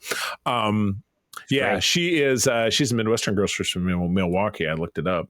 But the movie moves forward into getting into Lex's scheme because the engineer, who is his female agent, has tracked Superman to where he had crashed it's in the Arctic. I think it's in the South Pole now because the polar ice caps have melted up top. So now the Antarctic. Yeah, so he's down there and she's able to track where the fortress, because the fortress just lives under the ice and pops up when he needs to get at it. Krypto's living at the fortress. Superman's robots are always there. But she points Lex in the direction. He brings his squad, including this dude in a black suit with a U on his chest. You don't know what his deal is. But as they approach the spot where she points it at, the fortress pops up and you're like, well, why did that happen? And we'll find out later. But they go into the fortress and they just wreck it. They're tearing it apart. They kill all the robots that as much as you can kill a robot, tearing things up. And the engineer, she's a cyber woman, she jacks into his computer. Injected with nanites. Yes, yep. Yeah. I mean, she was an army individual. I guess Lex gave her nanites, so she's very loyal to Lex. We don't know why, really. She distrusts Superman. Yep. And so she's able to manipulate the computer system and absorb the Kryptonian message, including the part that is garbled, and she translates it, and this immediately, it's funny, it immediately goes right back to Lex being on, I love it, he's on a talk show with a very kind of right-wing dipshit host that is played by Tucker Carlson. Yeah, exactly, who's played by Ian Michael Black, who is a comedian I've loved forever. Yeah, exactly, from The State and from all the shows that we love. Viva Variety. Yeah, exactly. Where the Kryptonian we did within that fight, yes. though. We did get Krypto does fight, but he gets taken down, and Krypto throughout is in this whole movie. He's a major part of this movie, and I love it. It's not like just a one-off. He gets taken down and kidnapped, so we don't know where. And Clark is flipping out, and this comes up later on with his interaction with Lex trying to find the dog. But anyway, this message gets broadcast through the Tucker Carlson-esque Fox News guy that the rest of the message, while at the beginning of it says, Clark, your son, we love you. We sent you to Earth because they're weak-willed and they're, you can rule them. Have as many wives as humanly possible. Repopulate them in your image. Spread your genes. And the thing is like, is this a flam? No, this is the real message. This is what his parents sent with him. And so people hear this and they're just absolutely horrified. And this is, by the way, after Clark has defeated a giant kaiju monster, which has the greatest reveal, because the night before, two guys drive up in a van and they open it and they let out this little monster who's like, blah, blah, blah, and he breathing fire. And the one guy says to the other guy, well, he's kind of little to be a big menace and he'll get bigger. And so by the next, day, he's, 100 feet tall and it's him, fighting him. And they just call it a kaiju. And he, has the regular fight where he's fighting it and it's breaking buildings and stuff. And he saves a dog again by pushing a dog he catches a squirrel. And he saves a squirrel, which April thought was great. And a little girl. I mean, you're seeing him do, and this is one of the things, Charlie, that I love about this. And he's doing everything he can to reduce damage and insightful, and he's very prescriptive in what he's doing, but he doesn't know the answers to everything. He's not a super genius, and he's trying to figure out what the hell to do. And then that's when the Justice Gang, Justice Yeah. Gang at this Oh, point, yeah. self-dubbed by Guy Gardner. They show up, and then you really get your first interactions with that Right. team. Yeah, exactly. Yeah, and you're right. It's at that point that the broadcast goes out and Superman needs to kind of take a beat, and he goes in a building, and Garner comes in there and he blocks it out so they can have a conversation. And then we flash to Lexus at the Pentagon, and this is where we see Rick Flag Sr., who we'd met from the Creature Commandos, and he's the dad of Rick Flag Jr., who was in the Suicide Squad 2021. So again, tilting in the aspects of what it's kind of like the Star Wars extended universe. When Disney took it over, they're like, we wiped it all out, but we're going to bring this back in and that back in. So they're kind of doing that. They're taking bits and pieces of the DCEU that they find useful and kind of working it back in. But they kind of give Lex permission to arrest Superman or to take him by force for questioning, which they do. He surrenders himself, and they herd him off to this little Quonset hut on a beach somewhere where they have a little, kind of tent village set up. And they walk in to what's basically a Stargate, a little round thing that opens up into a pocket dimension, which kind of Phantom Zone vibes, you know what I mean? Where they get him on a little thing and they fly him over to what's basically a cube prison. And he's sitting in a cell with Metamorpho, who's a classic DC character. Well, and you find out Lex is just putting everybody there. He's putting an ex-girlfriend in reporters, there. people who mess with him. He's got Metamorpho's young child as leverage. Baby Joey. I know, so it's tough. But Metamorpho, who's not a character I was super familiar with, and he's played by Anthony. It's an Garamucci. Carrigan Garahucci. Anthony Carrigan. Yeah, who was Mr. Zaz in Gotham, and he's been lots of other, he's a great character actor. He's in Barry. Yeah. But Metamorpho can synthesize different elements, and it was previously mentioned in the movie that there's no more kryptonite on Earth. Well, Metamorpho is able to turn his hand into kryptonite, and this is a time where you really see just how destructive kryptonite is. He doesn't just go, oh, and fall over. He looks like someone who's standing next to a nuclear reactor. His skin is kind of melty. And people say that, why do you look so bad? Yeah, right. So he's crippled, and then Lex is torturing him. He kidnaps a guy from the street who knows him, and he's trying to get information out of Clark, and plays his game of Russian roulette and shoots this guy in the head. It's like, it's really dark. This is a very dark Lex Luthor. It's not Gene Hackman, like, I'm going to fire a rocket. He doesn't have a sense of humor at all. He doesn't try to be humorous. Yeah. He is very much intense. And they even talk about it. He's ruled by envy, and he mentions it. And he is spot on in the fact of the parts of Lex Luthor we have not gotten before, which I've loved his take on it. Yeah. And it's really cool. One of the things that we do get a point of this is a recurring joke of this is during the whole thing is Jimmy is apparently he's just a ladies' man. And that reminds me of that. What was it with the All-Star Superman they read? What was that? The one that we read recently for the Patreon, where he was a ladies' man, and the whole issue was just about Superman for all seasons. Oh, yeah. No, it was All-Star. I get those two mixed up, but really. So he was he has an on the sly relationship with Eve Tessmacher, who is Lex's main squeeze, and she has got to, if she doesn't remind me of one or two ex-girlfriends of mine, she's a total nutcase, and Jimmy is just milking her for information, but he really knows how to work her. Even he refers to her as mutant toes because you don't first know what he's talking about because he's texting, he's getting insights, and so basically he's getting insights from her, and it's very funny, but I like the fact that Jimmy is it's like he doesn't even notice that she's attractive. It's like, oh, she's attractive, like, because he's got so many women that are apparently just falling at his feet. He's like, he's got a whole file on his phone of chicks that he's. So that's who tells him about the dimension. So then he tells Lois. Lois recruits Mr. Terrific. They go to the Quonset Hut village. They force their way in, and the great fight sequence of Mr. Terrific. Because that was really cool. Again, a character I don't know anything about, but I was like, I really dig it. But he's basically he's a genius. He's a technology master. Tony Stark. He is essentially Tony Yeah. Stark in the DC universe. Yeah. But yeah, he and Lois fight their way in, and at this point, Clark's dying, but he convinces Metamorpho. He says, "Well, I can save your son." He's like, "All right," and so he reduces he makes the kryptonite, which is his hand, disappear, and he's like, "Why aren't you getting any better?" He's like, There's no sun in here. I can't absorb it and get stronger." So you see the super cool thing where Metamorpho, and he describes what he's doing. I'll put some hydrogen and helium, and he creates a micro star, a sun, with his two hands, which gives Superman enough this is right when I had to go to the bathroom too, when that whole fight scene. But he broke out, he saves Joey, but he's carrying Joey around, but also fighting basically the Doom bots that Lex has. He has the what are they called, the Power Squad or something? What was the name of them?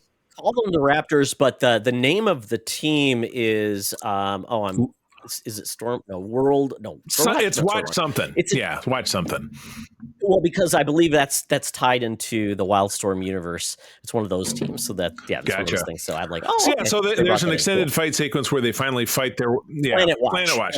They finally fight their way out of the zone, and everybody escapes. And but the problem is that leaving the portal open too long then causes it to start to break apart, and so they're far enough. Yeah. Well, I love that sequence when they start attacking Superman, but he's got the baby and he's trying to do everything to save the baby. And Anthony Kerrigan, he decides to get involved. I loved his use of powers, and then an ongoing gag, of course, is Crypto loves to attack that's where cameras and that's toys. where Crypto was, by the way, when they kidnapped him. And it was so sad. They had kidnapped him and put diodes in his brain. It was like Clockwork Orange, where he was chasing little Superman. He was chasing squirrels with tails. Oh my God.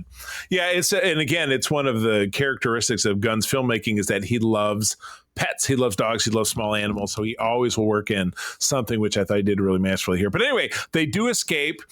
And then there's a scene where Lois is trying to recruit Hawkman or Hawkgirl and Guy Gardner to her cause, but she has to visit their headquarters. And this just sent me through the roof. Todd, where is their headquarters? Most iconic location in all of comics, in my opinion.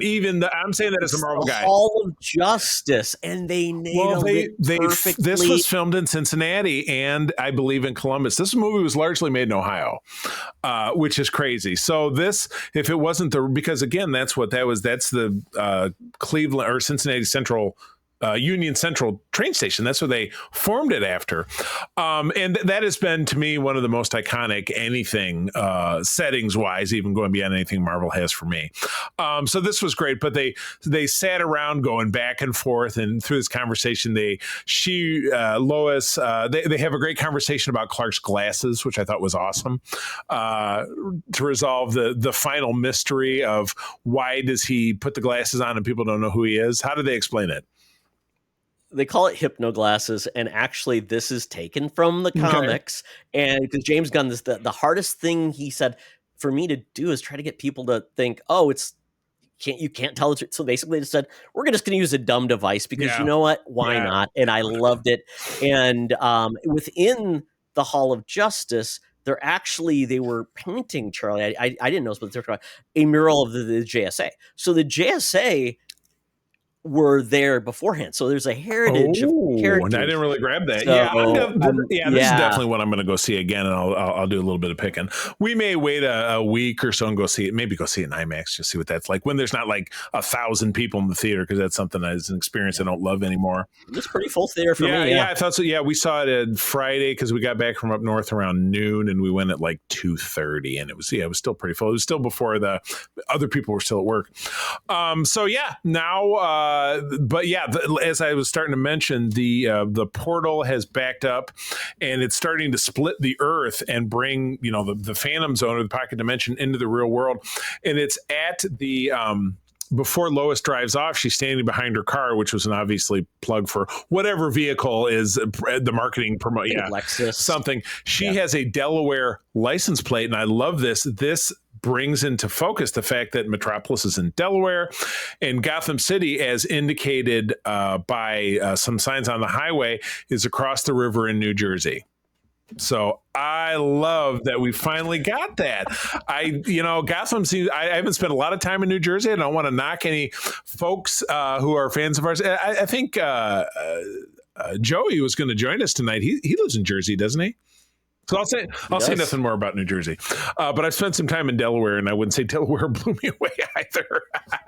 But I thought that was pretty cool.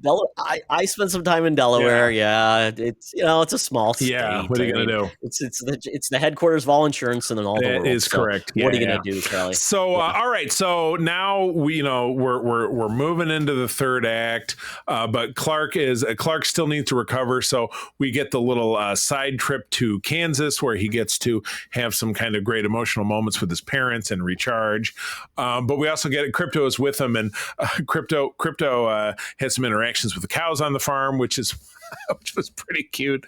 And in the end, Clark says, "Well, I couldn't leave Crypto there. I afraid he was going to kill my parents' cows." I really loved the flip of Ma Kent and Pa Kent, because at this point, Ma's the kind of the stern one. She's the tough one. Dad's a softie. Big time. He is like my boy, and so I love how they flipped it, because typically it's been Martha's been the softie and Jonathan's been oh, you gotta be he's also been dead, and this was the first time that he wasn't dead or didn't die. I'm so glad. Yeah, it didn't have to be like, oh, Superman can only grow up because Dad died. Well, like Spider-Man with Uncle Ben. You know what I mean? So kind of same thing. So Clark takes a moment. He's got some nice story beats with his dad where they're, and I love it. His dad telling a story about going to a different Mexican restaurant in the next town over. It's like, that's so country, because awkward. It's very awkward parent moments, right? Like, what do parents do?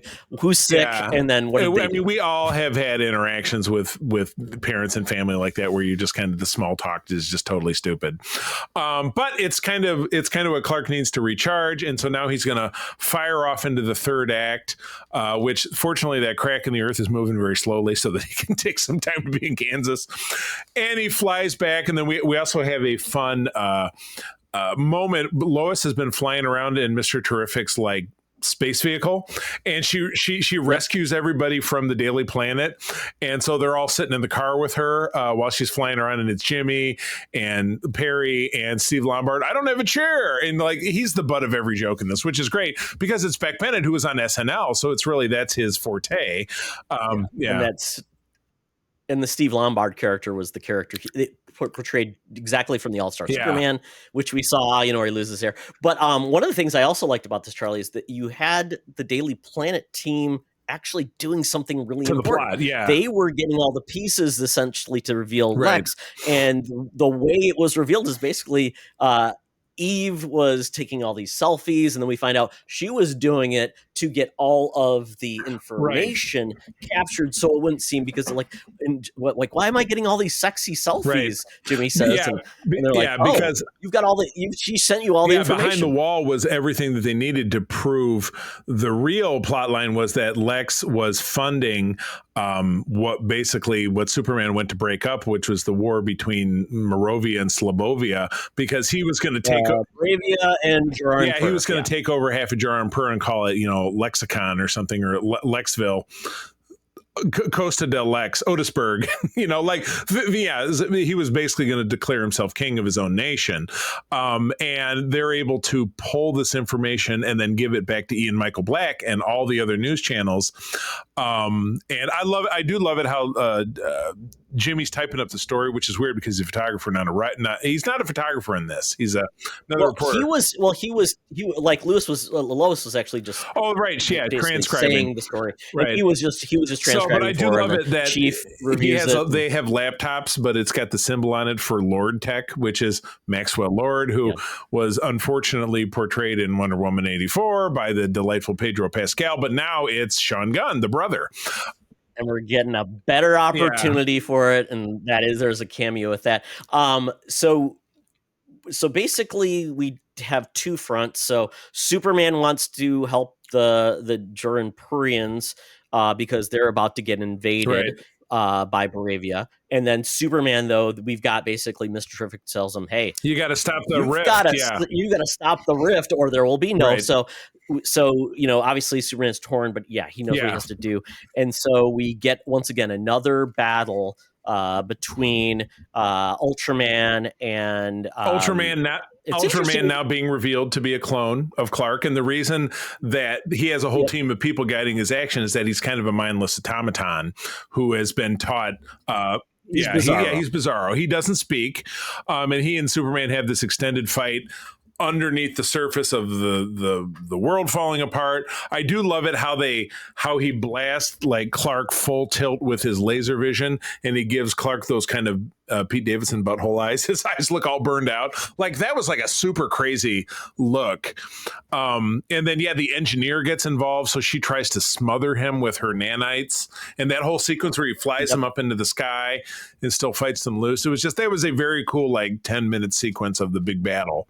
Oh, yeah. And then you find out why he flew up in the sky was basically to take out the engineer. Because if he can take out the engineer, then all of her nanites will stop working.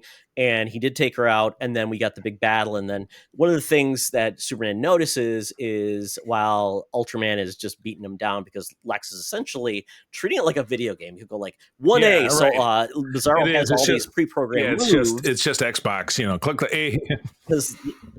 Because they've documented like Superman has 2,700 moves, and so we've studied it and we broke it down, and we just have to tell him. So there's all these cameras, and then as Ultraman's beating the crap out of him, there's a conversation between Lex and Superman. Well, Superman's probably like, if he's talking and he's knowing what's going on, and he talked about, he is dumber than you. Like Lex said, he's dumber than you. So he's like, Crypto, get the toy. And so that's a great return moment. Yeah, you're right. And crypto further going on and kind of illustrating his importance of plot. So he's able to defeat both, and then Ultraman gets sucked into the black hole, which one of the videos. Yeah, he didn't kill somebody. Yeah, I know. It's great. He didn't have to snap anybody's neck. But it's kind of posited that Ultraman disappearing into the void will turn him into actual Bizarro at some point. So kind of like in All-Star Superman, where we had the Bizarro planet and so I think that I'm glad they did that because it adds a character in a way that can bring a part of something that everybody knows Bizarro and once again a power at the same level of Superman that's not a Kryptonian where they keep going kneel before Zod and I'm bringing it back to Samuel. So we're getting to the end game here. So over in Bravia, it's Green Lantern and Hawkgirl show up. Hawkgirl does a great thing against Isabella Merced, who I was probably one of the best things about the Last of Us season 2. She picks up this president of Bravia. Oh, that's her. Yeah. Oh my God, I totally forgot. It was her. No wonder I recognize her. I love how she's running around and she's screaming, but when she screams, it sounds like a hawk on.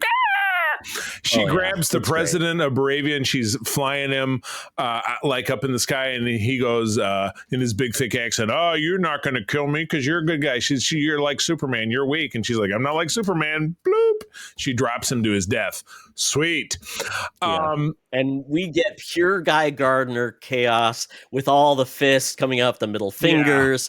I love it to pieces, and Metamorpho joins in, and I love his personality, and we essentially get Guy Gardner. He basically asks, Hawkgirl says maybe he should be part of the team, and it's like, no, they wouldn't like a face to join the Justice Gang. What a cool name. Justice Gang. I like that name. You're in. Exactly. Yeah. It's it reminds me of from Deadpool 2 where they're interviewing people to join X-Force. Just like, what do you do? Nothing. You're in. And then, so the end game back in Metropolis is they stop the the world kind of grows back together. Everything's going fine there, but they finally confront Lex, and Lex has been exposed. But Superman confronts him by being in the same room with him, and he says, Lex is like, "You stupid alien," or you immigrant piece of shit, or he calls him something. Then Clark has this great speech. He says, "You know what? I'm just a dude. I get out of bed, put on my pants one leg at a time. I put one foot in front of the other, and I just do the best I can. That's what everybody should do." And Lex is like, "Well, screw you." And then in a moment, We have our Hulk we have moment. our Hulk moment. That's exactly what I had said to Jordan, who's one of our people on SFU Discord. And I said that was the Hulk and Loki moment where Crypto just jumps in and you see about 30 seconds of Crypto just throwing Lex around this control room like a rag doll, breaks his arm, which is awesome. And he's finally exposed and arrested and shuttled off to jail. That's where He's got a tear in his eye because he's finally a beaten man. All his plans and schemes kind of fell apart.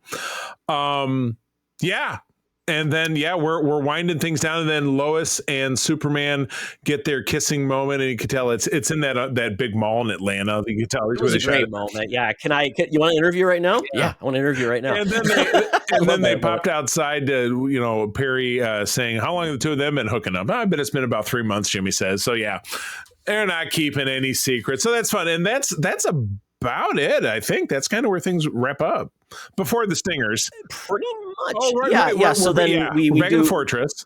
Yeah, we end up in the back in the fortress, and they're basically great moment where they're like, "What's that noise?" And it's of course revealed that Supergirl is part of this world. She comes in drunk, and he explains it.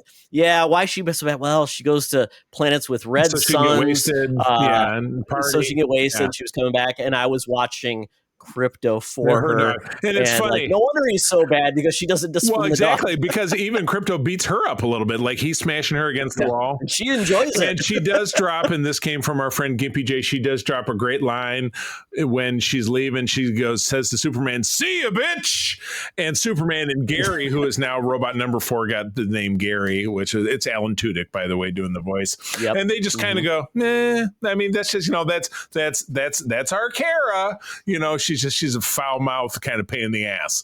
And that is the end of the movie before the stingers, which and then there's that touching moment where originally when Clark was healing the first time, we'd play movies of his parents to calms him down. Big thing at home movies of Mon Pa Kent and him growing up. That was great. So sweet. That was very cool. So sweet. Good. I mean, there weren't a lot of like songs in this, but that was a song as well. I like the moment when he talks about they're talking about Lois says, "Oh, I'm pop." I'm pop. Oh my God! No, I'm punk the rock. Crab Joyce and the poster on his wall. This made up like pop punk. Like think of like Blink 182 or some other like. It's just they were having this pop punk. And Lois even they snuck in one of the weird suburb names of Metropolis, which was like Bridgeview or some shit. I'm from Bridgeview and we don't like the blah blah blah. Yeah, that's where it was headed, and people have not been evacuated. So it was great, and that band actually has a song in Creature Commandos, this fake band that actually James Gunn created. So they actually did some songs, the Crab Joyce. That's pretty funny stuff. Then we get our first blush of the credits, and then we get and I did watch an interview bit with James Gunn where he talked about choose how he likes to have the after credit scene. The first one was just 10 seconds of Superman with his back to the camera, sitting on the moon, watching obviously the Earth in a distance, and Crypto just doing it was just like Eagly in Peacemaker.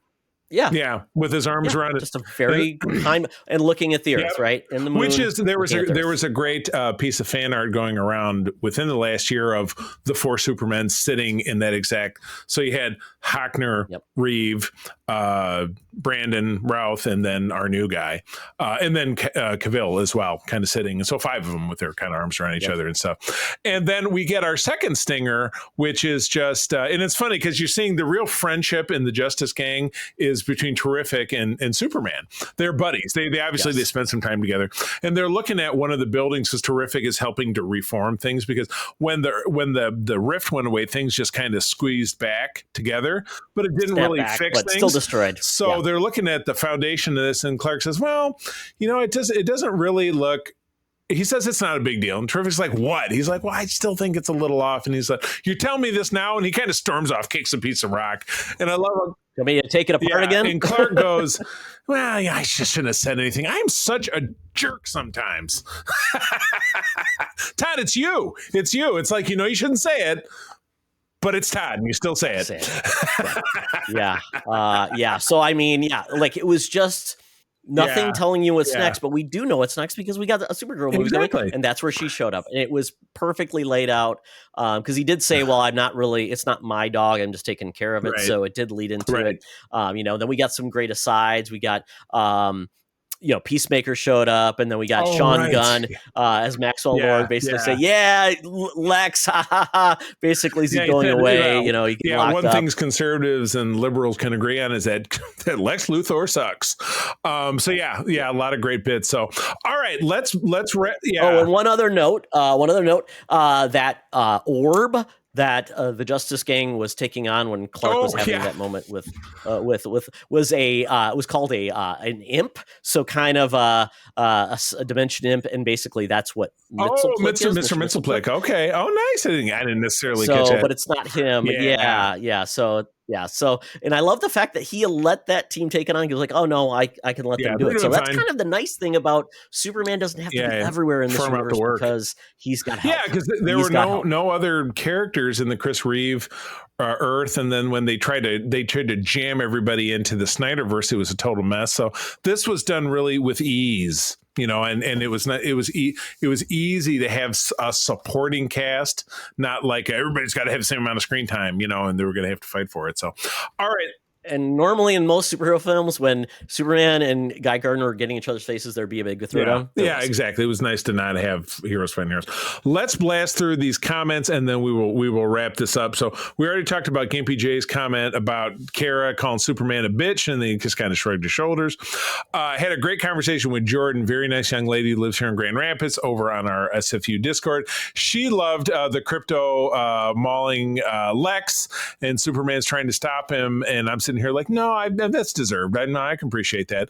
Lois was phenomenal at every turn, and I just wish that she had punched Guy Gardner in the face because he deserved it. And that's when I educated her about the whole Guy Gardner Batman thing, which she didn't know about. So we did have a detractor, which I appreciate. I put a note out there on my Blue Sky. There's a gentleman named John Wall. I don't know him personally. He is at Mid-Left Side Quest at Blue Sky Social. I was pretty disappointed with it. I thought Corn Sweat was great. I really liked the themes, but the story was weak. Kurt had somewhat similar feedback, and that's okay. I don't think Gunn's direction was a good fit, and I especially didn't like the other metahumans in the film. I can't necessarily agree with that. But again, both Todd and we're at a 90% on this, but I can see where the story didn't boom with a heavy. But to me, I agree. I think we've had so much heavy. I mean, Snyder weighed 50 tons of just crushing pressure of a film, where this let us have things where maybe it was a little lighter, but it still gave us some moments of really emotional punch that I think has been missing. So yeah, but I appreciate the input. And I would be curious to see, what is the right fit for Superman? I know, thankfully, there has been, was it Lois and Superman? Yeah, Superman and Lois, with Hockner, yeah.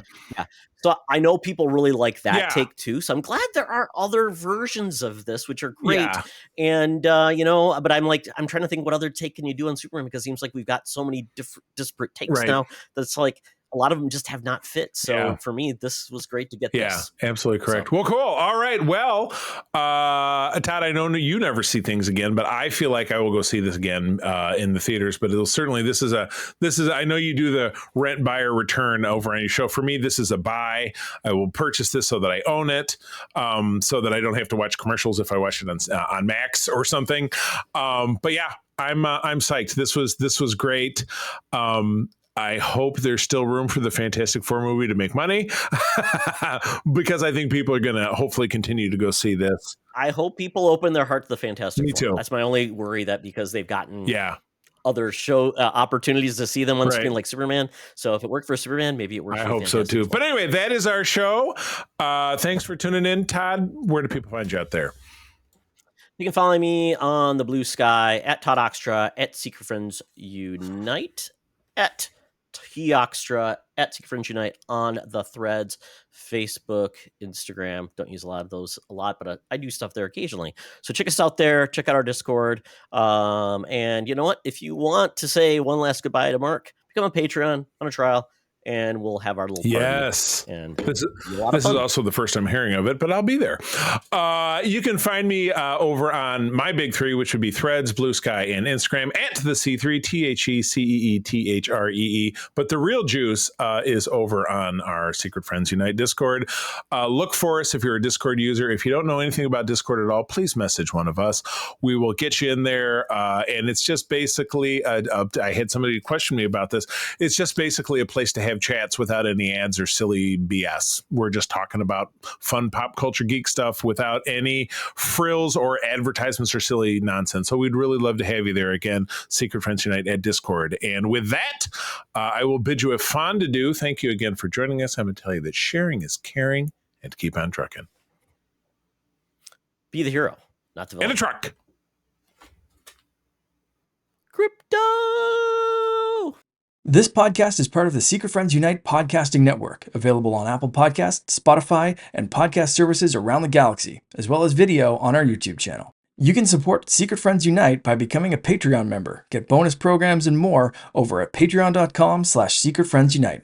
Join our Discord community for even more discussions on all things geek. For all the latest updates on Secret Friends Unite, make sure to follow us on Threads at secret.friends.unite and visit secretfriendsunite.com. Find our merchandise at TeePublic and Redbubble. Thanks for listening, and may the Force live long and prosper.